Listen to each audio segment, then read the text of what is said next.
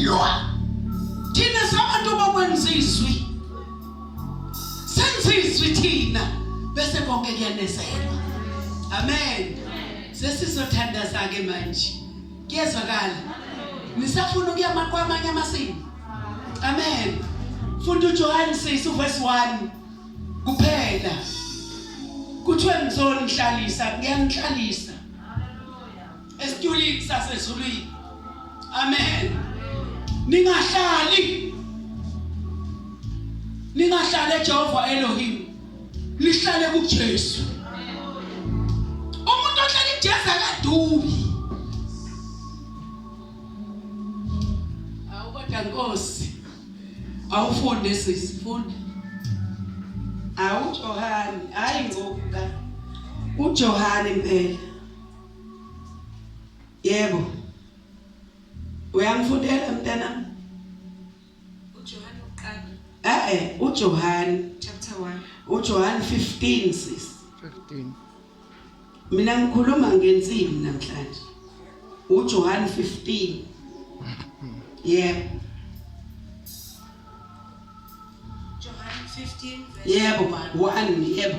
Mina ngingumvini owona wona. Mina ngingumvini oyiwona wona.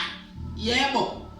Ubaba ungumlimi. Ubaba ungumlimi walensimi esikuyona.